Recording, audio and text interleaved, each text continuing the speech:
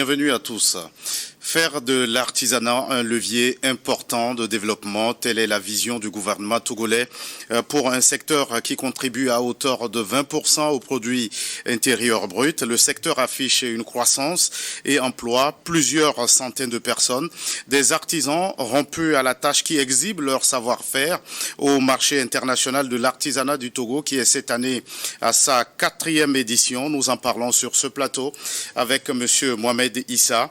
Il est le président de l'Union des chambres régionales de métiers du Togo.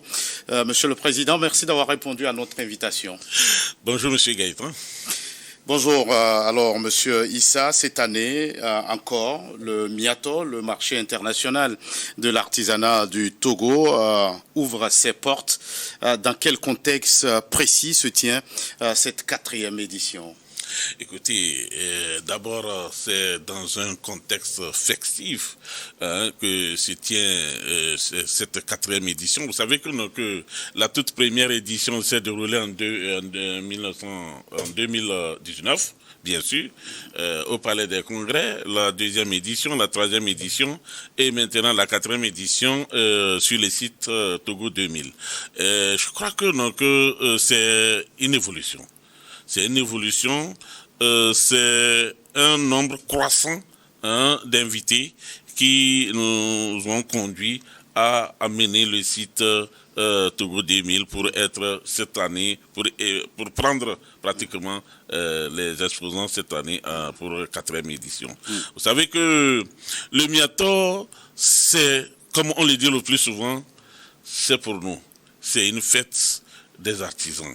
C'est un marché, un vaste marché des artisans togolais, bien sûr des artisans togolais, des artisans de l'Afrique de l'Ouest, des artisans du monde. 3 éditions qui ont tenu toutes leurs promesses et une 4e cette année, la preuve de la vitalité du secteur artisanal togolais. Ça, c'est sans doute, parce que le secteur artisanal togolais est un secteur viable, très vivace, et en constante, je peux dire, évolution. Et nous pouvons dire que depuis des années, il y avait une certaine contrainte, mais maintenant, je crois que les gens ont compris que le secteur de l'artisanat est un secteur viable. Vous-même, vous l'avez dit tout à l'heure dans l'introduction, le secteur contribue à près de 20%. Ça a quitté 18%, mais maintenant nous disons 20% au produit intérieur brut. Ce qui veut dire que sur le plan économique, je crois que le secteur contribue énormément. Et quel bilan vous faites des éditions passées ? Nous pouvons dire que le bilan, c'est vrai, le bilan est positif, certes un peu mitigé par rapport à la participation même des Togolais au MIATO. Mais je crois que la première édition, c'est normal. La 2e qui a encore pris en vol. La 3e édition a amené plus de 100 000 visiteurs.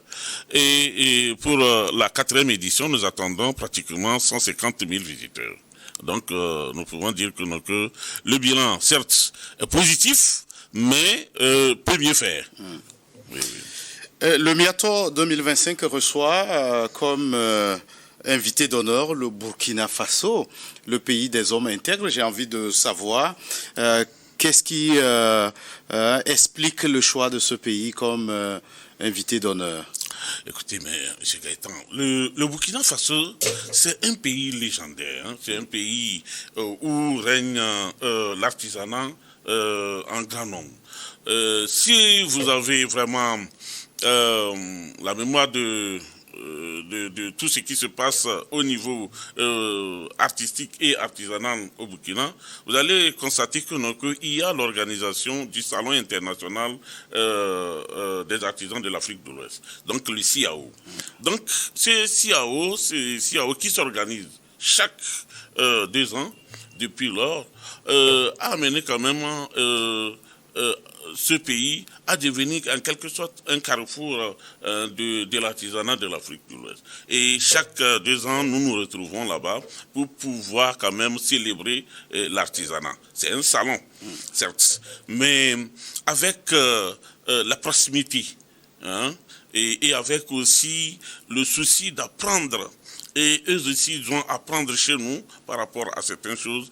Le gouvernement a décidé quand même de prendre le Burkina comme pays invité d'honneur. Et ça nous réjouit énormément, d'autant plus que nous avons vu énormément de Burkinabés, près de 60 à 70 Burkinabés qui sont venus exposer cette année. Et l'autre spécificité de cette édition, c'est que vous mettez à l'honneur la région des plateaux. Là, nous sommes au Togo. Que se passe-t-il dans cette région d'extraordinaire sur le plan artisanal, Monsieur Issa? Vraiment, ça c'est une question qui est toujours posée. En réalité, vous savez que c'est cette année que le concept de région phare est mis sur pied par rapport au Miato. Et il fallait quand même une région. Le jury qui a été mis sur pied pour étudier la région a trouvé quand même des raisons favorables par rapport à la région des plateaux. Vous savez que, donc, la région des plateaux, pour les Miato passés, avait une forte participation. Ça, c'était un. De deux, c'est presque entre... quand vous prenez, par exemple, nos chambres de métier, il y a 6 chambres de métier, il y a le grand district de Lomé, il y a la région maritime, il y a la région des plateaux, la région centrale, la région Kara et Savane. Donc, nous pouvons dire que c'est entre quand même plusieurs régions. Et ensuite aussi, vous savez, la région des plateaux a près de 12 préfectures. Donc, c'est une vaste région. Et aussi, il y a une particularité, nous disons consommer local. Et c'est dans la région des plateaux que nous avons la culture du bois, le traitement du bois en finesse. Et là, nous avons voulu exposer ça au monde entier. Alors, vous qui coordonnez les chambres régionales de métiers, est-ce que cette région enregistre un fort intérêt? Est-ce qu'il y a assez d'artisans dans la région des plateaux que dans d'autres régions? J'allais dire que non, que c'est normal, d'autant plus que la région des plateaux compte pratiquement 12 préfectures et ça doit quand même avoir un fort taux d'artisans actuellement sur notre répertoire. Ensuite, c'est que nous savons que il y a beaucoup d'éléments qui quand même sous-tend ce choix.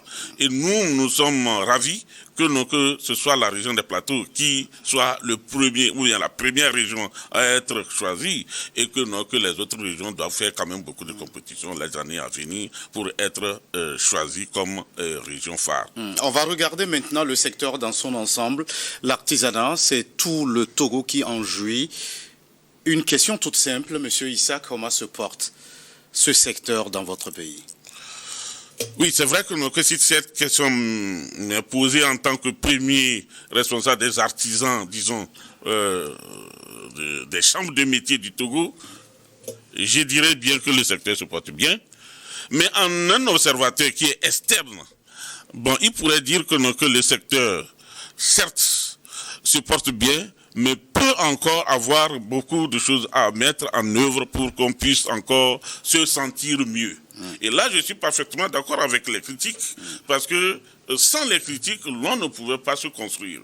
Nous sommes au devant des chambres de métier, nous faisons beaucoup de choses pour pouvoir, disons, rendre l'artisan qui est même dans les coins les plus reculés, le rendre à l'aise, pour qu'il puisse jouir de son métier. Quand vous dites qu'il y a encore beaucoup de choses à mettre en œuvre pour que le secteur connaisse une embellie, vous voyez quoi concrètement? Concrètement, nous pouvons dire sur le plan financier, il y a certains quand même aujourd'hui qui ont des difficultés à s'installer.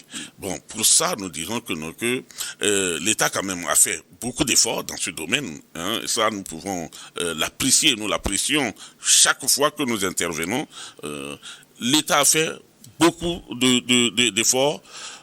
Seulement, vous savez, le nombre croissant le nombre croissant d'artisans qui sortent, qui sont diplômés chaque année, pratiquement 45 000 chaque année. Alors, il fallait quand même encore plus d'efforts pour que les gens puissent s'installer dès leur diplôme reçu. Alors oui, vous le reconnaissez, l'État accorde une attention particulière à ce secteur et y injecte beaucoup d'argent. Peut-on parler aujourd'hui d'un renouveau du secteur artisanal au Togo? Nous l'avons dit déjà depuis un certain moment, nous disons que nous sommes dans un renouveau du secteur de l'artisanat, d'autant plus que lorsque vous prenez la courbe de l'évolution du secteur de l'artisanat, depuis 2005, nous avons vu quand même une étape logique, croissante, parce que d'abord, les textes ont été balisés pour que les champs de métier puissent avoir une assise juridique normale, et ensuite maintenant, l'État a commencé par financer les équipements dans les différents ateliers et les centres de formation. Et après, maintenant, nous nous sommes dit, qu'est-ce qu'il faut faire? Il faut qu'on puisse quand même aujourd'hui avoir une certaine finesse dans la fabrication de nos œuvres. Ce qui nous manque le plus souvent, c'est d'être à la hauteur ou d'être à la hauteur de ce qui se fait sur le plan international. Et là, nous avons mis l'accent sur cette finesse pour respecter les normes et les règles en vigueur dans la fabrication des œuvres. Oui, ça me mène à vous poser cette question. Quelle place occupent vos artisans parmi leurs confrères de la sous-région? Ça, nous pouvons dire aujourd'hui que nous sommes presque au même... pourquoi pas même au top pour certains salons. Nous avons reçu les meilleurs prix sur des salons à l'extérieur. Donc, nous pouvons dire que notre artisanat est vendu cher à l'extérieur. Ça veut dire que nous avons des produits qui sont propres à nous et qui sont d'une qualité exceptionnelle sur le plan international, M. Gaëtan. Et l'entrepreneuriat est vivement encouragé chez les jeunes pour faire face à la question de leur employabilité. Monsieur Issa, dans quelle mesure l'artisanat peut contribuer, peut constituer un secteur d'avenir pour les jeunes? Oui, effectivement, parce que l'artisanat, c'est vrai, c'est un secteur qui était jadis considéré comme la voie je peux dire la plus facile, je ne sais même pas s'il faut considérer ça ainsi, quand on aurait plusieurs fois raté le cursus scolaire, qu'on puisse se tourner vers le secteur de l'artisanat. Mais maintenant, ce n'est plus le cas. Actuellement, nous avons des étudiants énormément et qui viennent opter pour le secteur de l'artisanat. Parce que c'est un choix. C'est un choix maintenant que l'on opte pour le secteur de l'artisanat. Alors, vous avez parlé des défis. Est-ce que c'est une spécificité au niveau du Togo ou bien vos confrères artisans des autres pays vivent aussi les mêmes problèmes? Vous savez, ce n'est pas seulement l'apanage quand même des artisans du Togo. C'est pratiquement un défi global, on peut dire africain, voire même mondial, d'autant plus que le secteur de l'artisanat toujours peine à se faire une place dans le conseil. C'est l'antichambre de l'industrie, c'est le secteur de l'artisanat. Alors, donc, pour d'aucuns, c'est considéré comme un secteur informel pur et simple. Alors que ce secteur contribue énormément à l'économie. Donc, ça veut dire que nous disons que c'est vrai, il faut tirer ce secteur pour émerger vers l'industrialisation. Mais l'industrialisation à outrance pourrait ternir le secteur de l'artisanat aussi. Donc nous disons, il faut le secteur de l'artisanat, mais il faut aussi l'industrialisation à côté pour pouvoir fédérer et prendre les meilleurs et injecter vers l'industrie. Et face à ces problèmes, à ces défis, quel est le plaidoyer que fait l'UCRM? Écoutez, nous avons beaucoup de choses que nous faisons. Certes, nous avons une chance formidable. La chance formidable, c'est aujourd'hui, nous sommes dans un ministère, le ministère du commerce, de l'artisanat et de la consommation locale. Ce ministère, nous pouvons dire c'est le ministère qui abrite aussi les grandes industries, le commerce, etc. Veut dire que, non, que nous pouvons aujourd'hui se dire que nous sommes écoutés. Nous sommes écoutés par les autorités compétentes et chaque fois que nous avons qu'on peut dire des désirs, lorsque nous avons des besoins, l'État n'hésite pas à apporter son soutien, son appui pour que nous puissions émerger. Donc c'est un atout considérable pour nous, notre secteur ici au Togo. On parle de l'UCRM, est-ce que vous pouvez nous dire comment est structurée cette union des chambres régionales de métiers? Tout simplement, j'allais vous dire que dans chaque région, avec le grand district de Lomé, nous avons une chambre régionale. Le grand district de Lomé, la région maritime, la région des plateaux, la région centrale, la région de la Kara et la région de Savane, nous avons une chambre régionale. Et dans chaque chambre régionale, nous avons des chambres préfectorales. Donc toutes les préfectures aujourd'hui sont constituées en chambres préfectorales. Et là, au niveau du grand district de Lomé, nous avons 7 chambres que nous appelons des chambres communales. Là, toutes ces chambres régionales sont fédérées en une union des chambres de métiers qui est le seul répondant sur le plan international et national des chambres de métiers. Et nous sommes arrivés à la fin de cet entretien. Monsieur Mohamed Issa, auriez-vous un message particulier à lancer à l'endroit de vos artisans ou de la population sur ce plateau? Oui, effectivement, je vais vous rier à vous dire que j'ai un message à lancer à toute la population. C'est de venir massivement au Miato 4. Parce que vous savez, le Miato 4 anime depuis le 23 jusqu'au 4. Et il y a beaucoup de choses importantes à découvrir. Merci d'être passé sur ce plateau. Merci aussi à vous qui êtes restés en notre compagnie.